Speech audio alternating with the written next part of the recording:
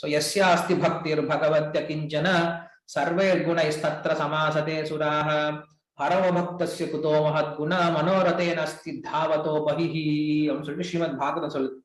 என்ன சொல்றாரு? யஸ்யாஸ்திர் பக்திர் பகவதி அகிஞ்சனாக சர்வே குணைஸ்தத்ர சமாசதே சுராஹ. யார் ஒருத்தன் பக்தனா இருக்கானோ அவனுக்கு எல்லா நல்ல குணமும் தானா வந்து சேருவான்.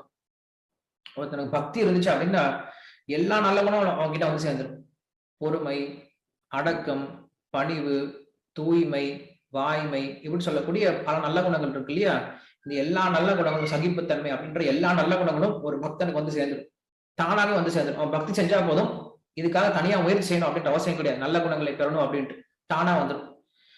இதே ஒருத்தனுக்கு நல்ல குணம் எல்லாம் இருக்கு, ஆனா அவன்கிட்ட என்ன கிடையாது, பக்தி இல்லை அப்படின்னா அவனுடைய எல்லா நல்ல குணங்களும் கொஞ்சம் கொஞ்சமா அவனை விட்டு போக ஆரம்பிச்சிடும். ஏன்னா அந்த நல்ல குணங்கள் அப்படிங்கிறது வெறும் மனம் அப்படின்னு ரதத்துல ஓடிட்டு இருக்கு. அந்த ரதம் எப்ப வேணா கவுந்து விழுந்துறது போல வெறும் மனோரதிகின்னு சொல்றாங்க. அவங்களுடைய மனசு போன போக்குல என்ன பண்ணுவாங்க, அவங்க வாழ ஆரம்பிச்சிடுவாங்க. மனம் போன போக்குல வாழ்க்கை வாழ ஆரம்பிச்சிருவாங்க.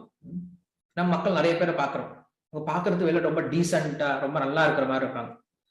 ஆனா அவங்க மனசு திடீர்னு ஒரு விஷயம் தூண்டுது, இதை செய்யலாம், இது இப்படி இருக்கலாம், அப்படி இருக்கலாம் சொல்லி தூண்ட ஆரம்பிச்சுன்னா கொஞ்சம் கூட யோசிக்க மாட்டாங்க. இது நல்லதா, இது கெட்டதா, இது சாஸ்திரத்துக்கு புறம்பானதா, இது பகவானுக்கு உகந்ததா இல்லையா, கொஞ்சம் கூட யோசிக்க மாட்டாங்க, உடனே செஞ்சிருவாங்க. என்ன சார் இவரா இப்படி பண்ணாரு அப்படின்னு சொல்லி கேட்போம். பாக்குறது நல்லவமா இருந்தானே அப்படின்னு சொல்லி கேட்போம். காரணம் என்னது, அவங்க கிட்ட பக்தி கிடையாது. சோ பக்தி இல்லாதனால அவங்க மனம் போன போக்குலதான் அவங்க மனசு இருக்கு, அவங்க வாழ்க்கை இருக்குமே தவிர சாஸ்திர போன போக்குல இருக்காது. நம்ம ஒண்ணு சாஸ்திரத்தை பின்பற்றணும், இல்ல மனசை பின்பற்றணும், அவ்வளவுதான் விஷயம்.